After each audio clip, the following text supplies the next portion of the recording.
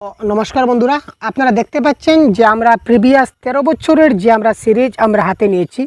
প্রতিদিন একটি করে আমরা সলভ করার চেষ্টা করছি, যতটুকু সম্ভব আমরা দেখব। তো প্রতিদিনের মতো আমরাও আজকে আলোচনা করব আমাদের যে 13 বছরের যে প্রিভিয়াস ইয়ার কোয়েশন টার্গেট, এই টার্গেট আমরা পুরো করব। প্রতিদিন একটি সেট আপনাদের সামনে সম্পূর্ণভাবে উপস্থাপন করা হচ্ছে। আমরা পুরো ডিটেলস এক্সপ্লেনেশন করব, একটু সময় যাবে ভাই, টাইম লাগবে, আপনি সাথে থাকুন। এবং প্রত্যেকটা প্রশ্নের উত্তর আমরা অপশন বাই অপশন আপনাদেরকে দেখিয়ে দেব। প্রত্যেকটা অপশন কেন কারেক্ট হলো এটা আমরা আপনাদের বুঝিয়ে দেওয়ার চেষ্টা করব। তো প্রথমে আমরা যে আজকে পেসিসটা দেখতে পাচ্ছেন, এটা হচ্ছে একটা প্রিভিয়াস ইয়ার কোয়েশন।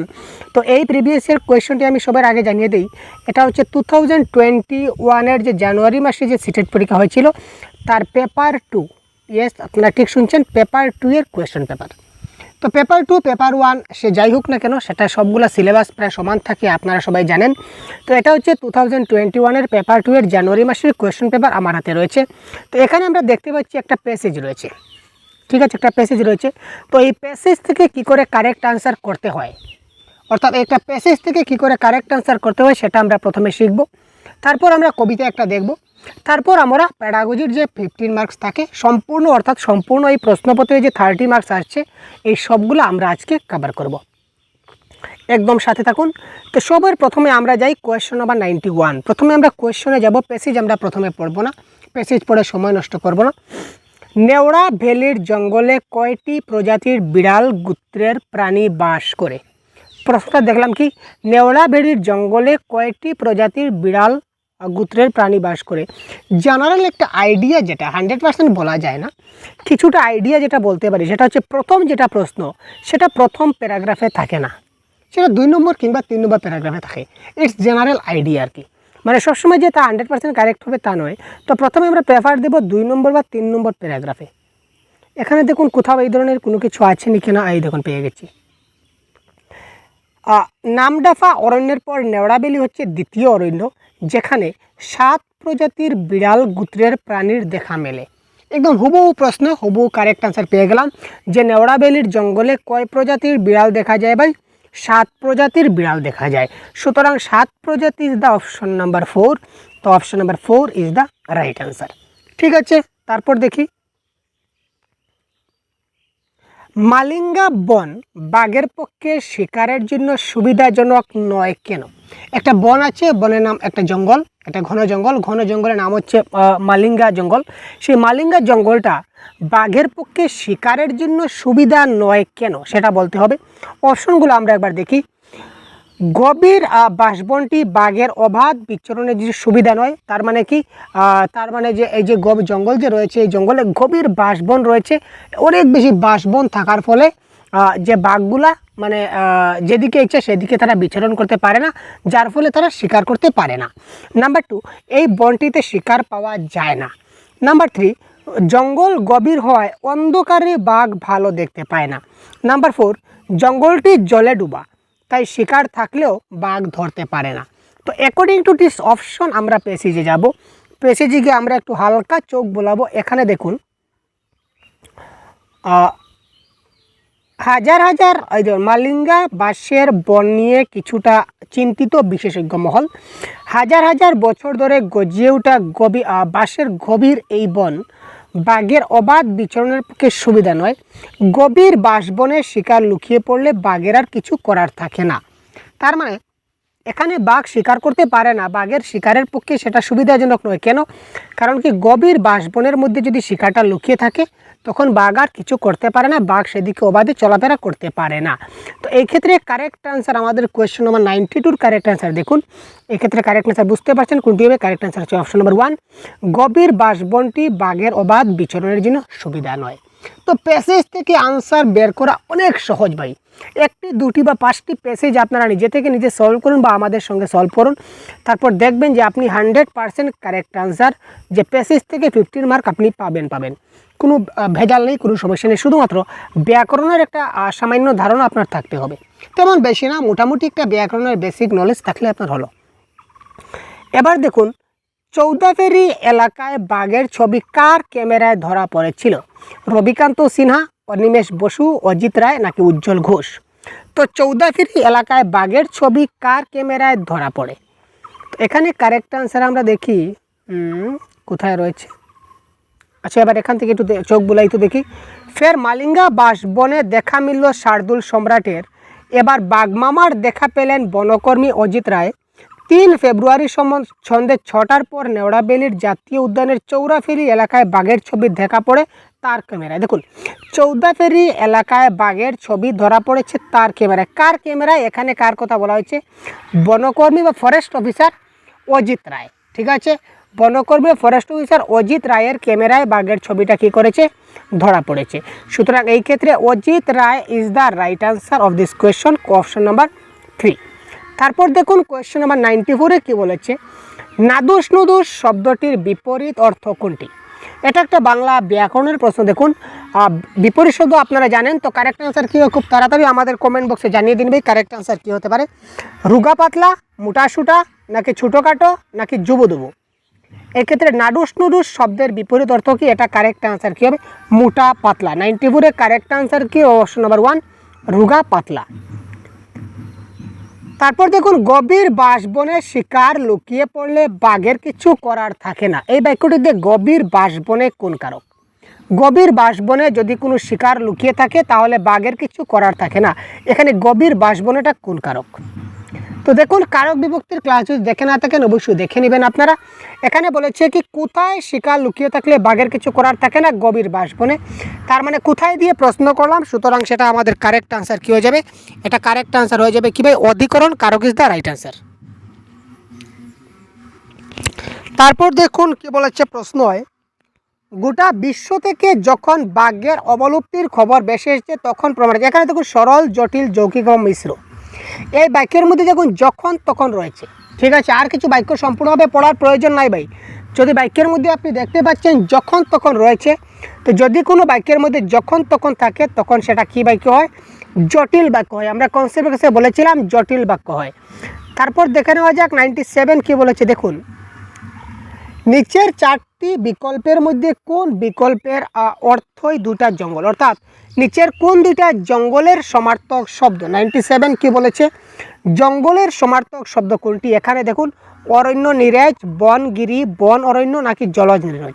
তো এখানে জঙ্গলের সমার্থক শব্দ বন এবং অরণ্য, এই দুটাই হচ্ছে কি জঙ্গলের সমার্থক শব্দ। প্রদত্ত গদ্যাংশটিতে লেখক কাকে মামা বলে সম্বোধন করেছিলেন? এই যে গদ্যাংশ রয়েছে, গদ্যাংশটিতে লেখক একজনকে মামা বলেছেন। তো মামা তিনি কাকে বলেছিলেন? বনপাল, বনকর্মী, বাঘ, নাকি মালিঙ্গা ম্যানেজমেন্টকে? তো এবার দেখুন, তো আমরা পেসিজে যদি যাই, পেসিজে একদম সবের টপে আপনারা যাবেন। এখানে দেখুন কি, এখানে বাঘ মামার দেখা পেলেন। তো মামা কাকে বলা হয়েছে? বাঘ মামা, মানে কাকে মামা বলা হয়েছে? বাঘকে মামা বলা হয়েছে। সুতরাং অপশন নাম্বার বাঘ is the right answer. Option number বাঘ, অপশন নাম্বার বাঘ মানে কি ভাই? Option number 3 is the right answer. বুঝতে পারছেন? আশা করি সমস্যা হচ্ছে না। তারপর দেখুন, এখানে দেখুন প্রশ্নটা কি রয়েছে। 99 প্রশ্ন যেটা রয়েছে এটা কি? 2017 সাল থেকে নেওড়াবেলির জঙ্গলে প্রায়শই ক্যামেরায় বাঘের ছবি ধরা পড়ে। এটি কি প্রমাণ করে? যে বাঘগুলি জঙ্গলের ভিতরে থাকতে পারছে না। আরে ভাই, বাঘগুলি যদি জঙ্গলের ভিতরে থাকতে না পারে তাহলে জঙ্গলে ক্যামেরায় ছবি উঠবে কী করে? সে অন্য ব্যাপার, আমরা দেখব না। আমরা শুধুমাত্র প্যাসেজের ভিত্তিতে সেটা কারেক্ট আনসার করব। নেওড়াবেলির পরিবেশ বাঘের জন্য সুস্থ, স্বাভাবিক। পর্যটকেরা গভীর জঙ্গলে ক্যামেরা নিয়ে ঘুরে বেড়ায়, হতে পারে। বনকর্মীরা একই বাঘের বারবার ছবি তুলে। তো এখানে এটার কারেক্ট আনসার যদি আমরা দেখি, একটু আমাদের প্যাসেজে দেখতে হবে। 2017 সালের যে ঘটনাটা বলা হয়েছে, তো সে 2017 সালের ঘটনা। এই দেখুন, 2017 সাল থেকে প্রতি বছরই নেওড়াতে বাঘের ছবি ধরা পড়ে। ঠিক আছে, তো এই প্রসঙ্গে বলা হয়েছে গোটা বিশ্ব যখন বাঘের অপলুপ্তির খবর পেয়েছে তখন প্রমাণ হচ্ছে রয়্যাল বেঙ্গলের স্থায়ী আবাস হিসাবে নেওড়াবেলির জঙ্গলে স্বাভাবিক সুস্থ পরিবেশ রয়েছে। অর্থাৎ বাঘের বসবাস করার জন্য এই জঙ্গলটা সুস্থ, স্বাভাবিক রয়েছে। তো এই অপশনটা হয়ে যাবে আমাদের এই ক্ষেত্রে কি কারেক্ট আনসার। অর্থাৎ কি নেওড়াবেলির পরিবেশ বাঘের পক্ষে সুস্থ, স্বাভাবিক ইজ দ্য রাইট আনসার। তারপর দেখুন এটা কবিতা, গ্রাম হয়ে উঠেছে শহরে, শূন্য ঘর শূন্য গুলা। এই যে একটা কবিতা আমরা দেখতে পাচ্ছি, তো এই কবিতা থেকে আমাদের পরবর্তী প্রশ্নগুলো আমাদের করতে হবে। তো কবিতা থেকে আমরা যদি প্রশ্নগুলো বের করি তাহলে কী হবে দেখুন, গ্রামে আগে সন্ধ্যাবেলায় কিসের ধ্বনি শোনা যেত? শঙ্খ, কাসরের, ঘণ্টা না ঢোলকের? তো এই ক্ষেত্রে কারেক্ট আনসার আমরা প্যাসেজে যাব। প্যাসেজে গিয়ে দেখুন, এই দেখুন এখানে দেখুন বিনা শাকে সন্ধ্যা হয়, মানে আগেরকার যে দিন রয়েছে, আগেরকার যে গ্রাম হয়ে উঠেছে শহরে, মানে এখনকার যে গ্রাম, আগেকার গ্রাম বর্তমান শহরে যে কায়দায় শহরে ভাব নিয়েছে। তো আগেরকার যে সন্ধ্যা হতো, সন্ধ্যার সময় কি হতো, শাক বাজত, অর্থাৎ শঙ্খ ধ্বনি হতো। কিন্তু এখন কি বলেছে, বিনা শাকে সন্ধ্যা হয়, মানে এখন আর শঙ্খ বাজে না। তার মানে আগেকার দিনে সন্ধ্যার বেলা শঙ্খ বাজত বা শাক বাজত। তো এই ক্ষেত্রে কারেক্ট আনসার হবে শঙ্খের। তো এখানে দেখুন 101 প্রশ্নে কি বলেছে, নিচের বিকল্পগুলিতে 3টি করে জীবিকার নাম উল্লেখ রয়েছে। কোন বিকল্পটির 3টি জীবিকাই উল্লেখিত যে পদ্যাংশটিতে রয়েছে? তাঁতি, কুমার, গোয়ালা, তাঁতি, কুমোর, কামার, চাষি, কুমোর, কামার, তাঁতি, মাঝি, কামার। তো এটা আমরা কারেক্ট আনসার একটু খুঁজে বের করব, একটু যাই তো আমরা দেখি তো ভাই। এখানে দেখুন আমরা কি কি দেখতে পাই। এখানে দেখুন আমরা তাঁতি পেয়েছি, তাঁতি আছে, কুমোর আছে, তারপর কি রয়েছে, কামার আছে। তো তাঁতি, কুমোর এবং কামার আমাদের রয়েছে। তো তাঁতি, কুমোর এবং কামার আমাদের অপশন নাম্বার 2তে রয়েছে তাঁতি, কুমোর এবং কামার। তো তাঁতি, কুমোর এবং কামার is the right answer of this question. তারপর দেখুন পথ কিসে ঢেকে গেছে? তো পথ কিসে ঢেকে গেছে? এবার দেখুন বুনো ঘাসে পথ ঢাকে, মানে পথটা কিসের দ্বারা ঢাকা হয়েছে? বুনো ঘাসের দ্বারা। তো সুতরাং বুনো ঘাস অপশনে কোথায় রয়েছে দেখি তো ভাই। তো দেখুন বুনো ঘাস কিন্তু আমাদের নাই, শুধুমাত্র ঘাস আছে, সুতরাং ঘাসটা হয়ে যাবে আমার এক্ষেত্রে কারেক্ট আনসার, বুঝতে পারছেন। তারপর দেখুন নিষ্প্রদীপ শব্দের সন্ধি বিচ্ছেদ করলে কি হবে? 103। এখানে কারেক্ট আনসার কী হবে? খুব তাড়াতাড়ি কমেন্ট করুন তো ভাই। 103 নম্বর প্রশ্নে কারেক্ট আনসার নিষ্প্রদীপ শব্দের সন্ধি বিচ্ছেদ কোনটি হবে? এটা কারেক্ট আনসার হবে নি প্লাস প্রদীপ। এটা কারেক্ট আনসার কী হবে? নি প্লাস প্রদীপ। তারপর দেখুন বুনো শাকে পদ ঢাকে, বিনা শাকে সন্ধ্যা হয়, সূর্য বসে পাটে। তো এক্ষেত্রে কোন পদটি করণকারক সেটা আমাদেরকে বলতে হবে। কোন পদটা কি করণকারক সেটা আমাদের বলতে হবে। বুনো ঘাসে পদ ডাকে, এখানে করণকারক মানে কি, কিসের দ্বারা কাজটা হয়? তো কার দ্বারা কাজটা হচ্ছে? বুনো ঘাসের দ্বারা পদ ঢাকা হচ্ছে, তার মানে বুনো ঘাসে ইজ দ্য রাইট আনসার। তারপর এই কবিতার মূল সুর কি? কবিতা থেকে আমরা কি পেলাম? দেখুন আগে গ্রামে এই সকল ঘটনা ঘটতো, কিন্তু এখন আর গ্রামে ঘটে না। তার কারণ কি, গ্রাম এখন শহুরে ভাব নিচ্ছে, মানে কি, মানে নগর সভ্যতার উজ্জ্বলতায় গ্রাম অন্ধকারাচ্ছন্ন হয়েছে। ঠিক আছে, তো এটা কারেক্ট আনসার হলো option number 4 is the right answer. প্রতিটি ভাষারই একটি নিজস্ব ব্যাকরণ আছে এবং সেটি কি? প্রত্যেকটি ভাষার একটা নিজস্ব ব্যাকরণ আছে। এটা তার নিয়ম চালিত, নাকি রাজ্য চালিত, নাকি কেন্দ্র চালিত, নাকি লিপু চালিত? তো দেখুন প্যাডাগজির কারেক্ট আনসারগুলো কিন্তু আপনারা করতে হবে। সেই কারেক্ট আনসারগুলো কী হয় আপনারা করুন। দেখুন প্রত্যেকটা ভাষার একটা নিজস্ব ব্যাকরণ আছে, তার মানে প্রত্যেকটা ভাষার কোথাও না কোথাও একটা নিয়ম আছে। প্রত্যেকটা ভাষার একটা ব্যাকরণ আছে, তার মানে প্রত্যেকটা ভাষার একটা কী রয়েছে? নিয়ম রয়েছে। সুতরাং এটা হবে নিয়ম চালিত ইজ দ্য রাইট অ্যান্সার। এবার দেখুন ত্রিভাষা নীতি অনুসারে তৃতীয় ভাষাটি হলো, আমরা ত্রিভাষা নীতি পড়েছিলাম। তো ত্রিভাষা নীতি অনুসারে তৃতীয় ভাষা কোনটি? পুরো দেশে এক, কেবলমাত্র সংস্কৃত, হিন্দিভাষী এবং হিন্দি অতিরিক্ত অন্যভাষী রাজ্যের জন্য পৃথক পৃথক, নাকি যে কোনো একটা বিদেশি ভাষা? 107। তো এটা কারেক্ট আনসার হবে, আপনারা জেনে রাখুন ত্রিভাষা নীতি অনুসারে তৃতীয় ভাষা হচ্ছে হিন্দিভাষী, এবং হিন্দি অতিরিক্ত যদি অন্যভাষী হয় তাহলে তাদের রাজ্যের জন্য পৃথক পৃথক এক একটি ভাষা। ঠিক আছে। কোয়েশ্চন নম্বর 108, একজন শিক্ষিকা বেটি বাঁচাও বেটি পড়াও সম্পর্কিত একটি পোস্টার ক্লাসে এনে দেওয়ালে লাগিয়ে দিলেন।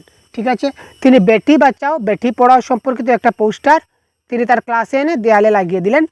তিনি ছাত্রদের এটিকে খুব মনোযোগ দিয়ে দেখতে বললেন এবং এ বিষয়ে একটি ছোট্ট অনুচ্ছেদ লিখতে বললেন। এখানে ভাষা শিক্ষক কর্তৃক ব্যবহৃত এই পোস্টারটি হলো, এটা কি? বিশ্বস্ত উপাদান, নাকি সংহত উপাদান, নাকি যথোপযুক্ত উপাদান, নাকি অব্যবহার্য উপাদান? এখানে কোনটা হবে কারেক্ট আনসার?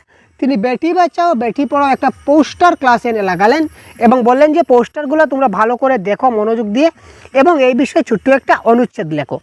এখানে তিনি এটাকে একটা বিশ্বস্ত উপাদান হিসাবে তিনি নিতে চাইলেন। মানে কি একটা বিশ্বাসযোগ্য ঘটনা যে বেটি বাঁচাও বেটি পড়াও, যেটা তোমাদের সামনে আছে, যা সামনে আছে তা থেকে তোমরা লেখো, মানে এটা থেকে তোমরা কিছু ভাবো এবং লেখো। মানে সরাসরি আমরা যদি কোনো কিছু জিনিসগুলা দেখি তখন আমাদের বিশ্বাস হয়, তাই না?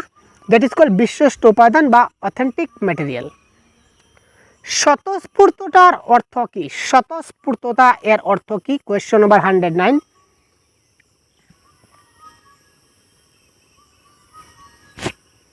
নির্ভুল লিখন, ব্যাকরণগত নিয়মাবলীর স্পষ্ট ব্যাখ্যা ও ব্যবহার, বাক্যের নির্ভুল উচ্চারণ, নিজেকে প্রকাশ করার জন্য সানন্দে বলা পড়া এবং লেখা। তো 109 প্রশ্নের কারেক্ট আনসার স্বতঃস্ফূর্ততা মানে কি? নিজেকে প্রকাশ করার জন্য আমি যা ইচ্ছা তাই করব, মনের আনন্দে করব, বিন্দাস করব, সেখানে কোনো ক্রাইটেরিয়া থাকবে না। সুতরাং এটা হবে কি? নিজেকে প্রকাশ করার জন্য সানন্দে বলা পড়া এবং লেখা।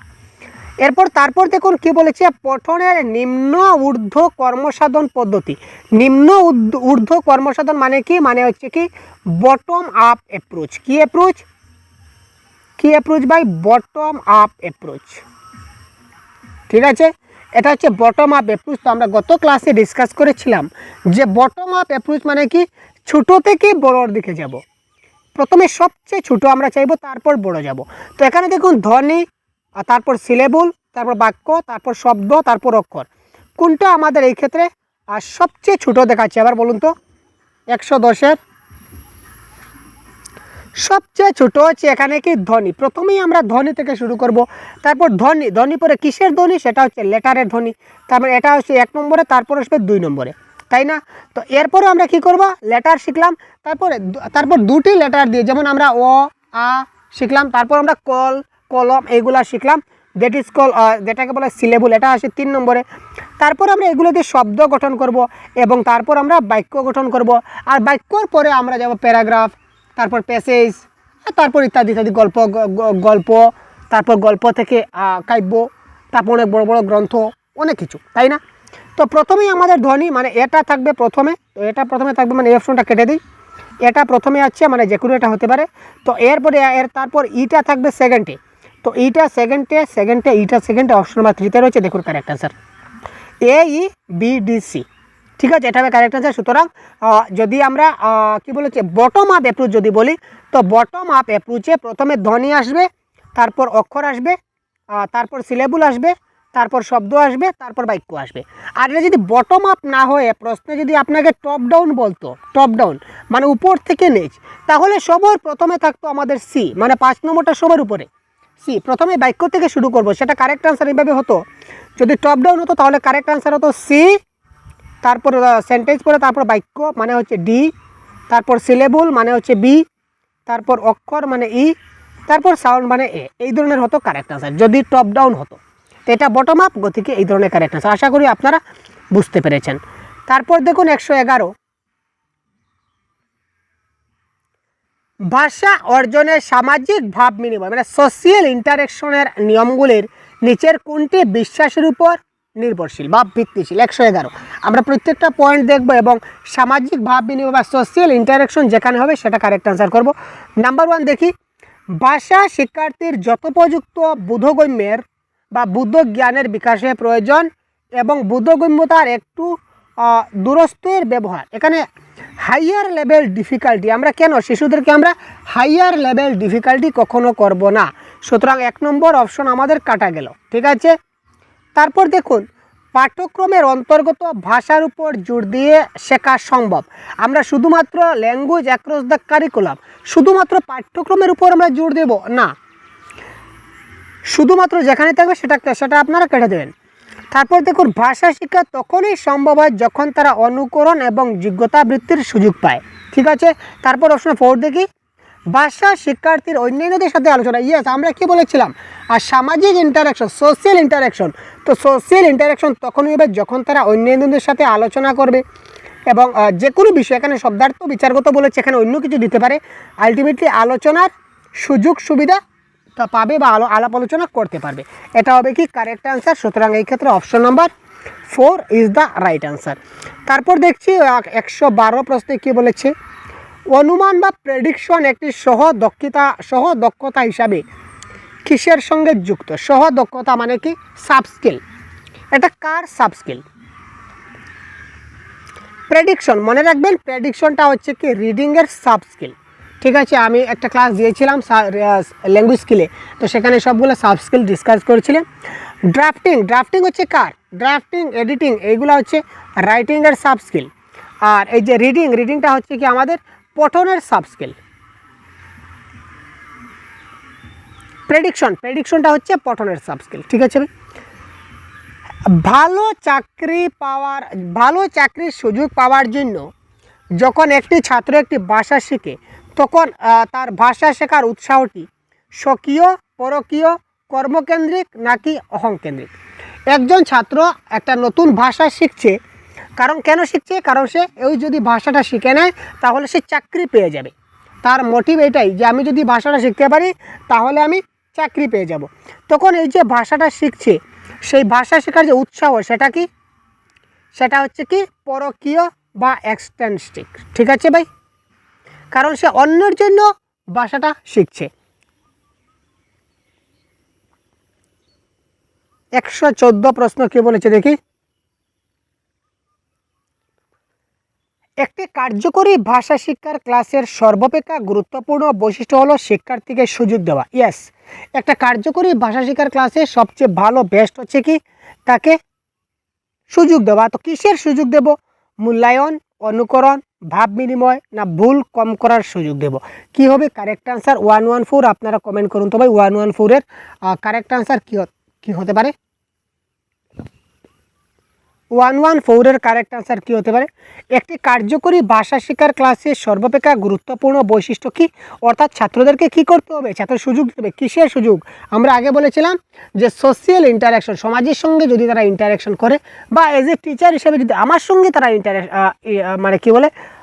ইন্টারেক্ট করে তখন তারা শিখতে পারবে। ঠিক আছে ভাই, ইন্টারাকশন যাকে বলা হয় ভাব বিনিময়, তারা কি বুঝতে পারছে কি বুঝতে পারলো না সবগুলা বিষয় যদি আমার সঙ্গে শেয়ার করে বা যে কোনো কারোর সঙ্গে যদি শেয়ার করে তখন তারা জিনিসটা শিখতে পারবে। সুতরাং তাকে শিক্ষার্থীকে সব সময় ভাব বিনিময়ের বা ইন্টারাকশন করার সুযোগ সুবিধা করে দিতে হবে। তারপর দেখুন একটি সর্বব্যাপী শ্রেণীকক্ষে অর্থাৎ ইনক্লুসিভ ক্লাসরুমে শিক্ষণের সময় একজন ভাষা শিক্ষকের কি করা উচিত? ইনক্লুসিভ ক্লাসরুম মানে কি? কারণ হচ্ছে কি সবার জন্য সমান শিক্ষা। ইনক্লুসিভ ক্লাসরুমে সবার জন্য সমান শিক্ষা। এখানে দেখুন মেধাবী ছাত্রদের দুর্বল ছাত্রদের প্রতি খেয়াল রাখতে বলা উচিত না, আমি যে শিক্ষক আমি করব। এখানে ছাত্র কী করে ট্রিট করব। প্রিন্সিপালকে অনুরোধ জানানো যাতে একজন বিশেষ শিক্ষাবিদ আনেন, সেটা কোনো কথা নয়। বিদ্যালয়ে 6 ঘন্টায় শান্তভাবে থাকতে হবে, সেটা কোনো কথা নয়। কারেক্ট আনসার হবে option number 2 is the right answer. বিভিন্ন শিক্ষণ কৌশল ব্যবহার করে শিক্ষণ প্রক্রিয়ায় তাদের সাহায্য করা। ভাষা দক্ষতার জন্য নিচের কোন বিষয়টি সর্বাপেক্ষা গুরুত্বপূর্ণ? ভাষা দক্ষতার জন্য নিচের কোন বিষয়টি সবচেয়ে বেশি গুরুত্বপূর্ণ হবে? সঠিক উচ্চারণে পাঠ করা, বিষয়বস্তুর একদম শেষে দেওয়া পাঠ্য বিষয় অনুশীলনীর সমাধান করা, সেটা কোনোটাও কারেক্ট আনসার হবে না। সস্তা বা বিনামূল্যে শৈক্ষিক উপকরণের ব্যবহার, এটাও কারেক্ট আনসার হবে না। আমাদের কারেক্ট আনসার হবে কি যথাযথ এবং সাবলীলতার বিকাশ। অ্যাকুরেসি এবং ফ্লুয়েন্সি থাকতে হবে ভাষা দক্ষতার মধ্যে। একজন সফল ভাষা শিক্ষক কী করবেন? 117 কারেক্ট আনসার কী হবে? আপনারা এতক্ষণ ধরে কমেন্ট করছেন না ভাই, শুধু ক্লাস দেখে যাচ্ছেন, এটা কমেন্ট করবে কারেক্ট আনসার কী হবে। শেষ পর্যায়ে চলে আসি তো ক্লাসের 117 120টা প্রশ্ন করবো আর 3টা প্রশ্ন তাতে শেষ করবো। বলুন একজন সফল ভাষা শিক্ষক কী করবেন? শিক্ষকের কথাবার্তা বলার সময় বাড়িয়ে দেবেন, শিক্ষার্থীদের কথা বলার সময় বাড়িয়ে দেবেন। এটা হচ্ছে শিক্ষকের কথা বলার সময়, এটা হচ্ছে শিক্ষার্থীদের কথা বলার সময়, এটা হচ্ছে শিক্ষার্থীদের কথা বলার সময় কমিয়ে দেবেন। দলগত বা যৌথ কর্ম কমিয়ে দেবেন। এখানে দেখুন বর্তমান শিক্ষা ব্যবস্থা শিক্ষক কেন্দ্রিক না শিক্ষার্থী কেন্দ্রিক, টিচার সেন্টার্ড না চাইল্ড সেন্টার্ড? নিশ্চয়ই আপনারা বলবেন যে স্যার এটা হচ্ছে শিক্ষার্থী কেন্দ্রিক বর্তমানে শিক্ষা ব্যবস্থা। তো যেহেতু শিক্ষার্থী কেন্দ্রিক তাই শিক্ষার্থীকে বেশি প্রেফারেন্স দিতে হবে। তো এখানে দেখুন শিক্ষার্থীকে কথা বলার সময় কমিয়ে দেব, সেটা সম্ভব নয়। দলগত বা যৌথ কর্ম কমিয়ে দিলে শিখাই হলো না। আর শিক্ষক এখানে কী করবেন? শিক্ষকের কোনো ফাংশনই নেই। সুতরাং option number 2 is the right answer. শিক্ষার্থীদের কথা বলার সময় বাড়িয়ে দেবেন। মুদ্রণ সমৃদ্ধ পরিবেশ নিচের কোন দুটি শিক্ষণের জন্য অত্যাবশ্যক উপাদান? মুদ্রণ সমৃদ্ধ পরিবেশ নিচের কোন দুইটি শিক্ষণের জন্য অত্যাবশ্যক উপাদান? 1 এইটার কারেক্ট আনসার কী হবে? School, classroom, reading, self, literacy নাকি ল্যাঙ্গুয়েজ? দেখুন, শিক্ষণ পরিবেশ হিসাবে আমাদের লিটারেসি এবং ল্যাঙ্গুয়েজের যথেষ্ট প্রয়োজন রয়েছে। অত্যাবশ্যক উপাদান রয়েছে, মুদ্রণ সমৃদ্ধ কিছু পরিবেশ পেতে গেলে লিটারেসি এবং ল্যাঙ্গুয়েজ থাকতে হবে। অর্থাৎ কি? অর্থাৎ প্রিন্টেড যে কোনো কিছু আমরা পেতে গেলে আমাদের তার একটা ভাষা থাকতে হবে এবং তার একটা সাহিত্য থাকতে হবে, তাই না? মাল্টি ল্যাঙ্গুয়েলিজম বলতে কি বোঝায়? মাল্টি ল্যাঙ্গুয়েলিজম বলে একদম সহজ প্রশ্ন। উৎস হিসাবে বহুভাষিকতা বা মাল্টি ল্যাঙ্গুয়েলিজম বলতে কি বোঝায়? 119। অধিক ভাষা শিক্ষণ, শিশুর ভাষার প্রতি শব্দের সমান জোর দেওয়া, পাঠ্যক্রমের মাধ্যমে ভাষা শিক্ষণ, একটি কৌশল হিসাবে শিক্ষার্থীর ভাষার ব্যবহার। তো উৎস হিসেবে বহুভাষিকতা অর্থাৎ মাল্টি ল্যাঙ্গুয়েলিজম মানে অধিক ভাষা শিক্ষণ, এটা হবে একটা কি কৌশল। মাল্টি ল্যাঙ্গুয়েজ একটা কৌশল, যে কৌশলের মাধ্যমে আমরা তাকে অনেক ভাষা শেখাতে পারি। এটা হবে কারেক্ট আনসার, অপশন নাম্বার 4। তারপর দেখুন আজকের ক্লাসের সর্বশেষ প্রশ্ন। অঙ্কিত, তোমার ক্লাসের একটি দৃষ্টি শক্তিহীন শিক্ষার্থী, ভাষা শিক্ষক হিসাবে তুমি কি করবে? সে কি করে? সে দৃষ্টি শক্তিহীন শিক্ষার্থী মানে সে চোখে দেখতে পাচ্ছে না। যে চোখে দেখতে পারে না অর্থাৎ সে কি হ্যান্ডিক্যাপ বলতে পারি। তো তার জন্য আমরা কোথাও না কোথাও যারা চোখে দেখতে পায় না তাদের জন্য আমরা কি সিস্টেম আনি ভাই? সরকার কি সিস্টেম নিয়েছে? ব্রেইল পদ্ধতি। তাকে আমরা ব্রেইল পদ্ধতির মাধ্যমে শেখাবার চেষ্টা করি। তো এই ক্ষেত্রে ব্রেইল আছে? নাই। এই ক্ষেত্রে ব্রেইল আছে। অপশন নাম্বার 1ও ব্রেইল নাই, 2ও ব্রেইল নাই, 3তেও ব্রেইল নাই। ইয়েস, 4এ দেখুন ব্রেইল পদ্ধতি আছে বা স্পর্শ বা অনুভব করে শেখানো। ব্রেইল পদ্ধতি হচ্ছে কি স্পর্শকাতর বা স্পর্শ করে বা টাচিং পদ্ধতির মাধ্যমে শেখানো হয় ব্রেইল পদ্ধতিতে। সুতরাং এই ক্ষেত্রে কারেক্ট আনসার হবে option number 4 is the right answer. তো আজকের ক্লাস থেকে আমরা এই পর্যন্ত বিদায় নিলাম। একদম কম সময়ে ক্লাসটা শেষ করছি। পরবর্তী ক্লাসে আরও এই ধরনের অনেকগুলো প্রশ্ন নিয়ে আসবো। সাথে থাকবেন, ভালো থাকবেন। ক্লাসটা কেমন লাগলো কমেন্ট বক্সে জানাবেন। ধন্যবাদ।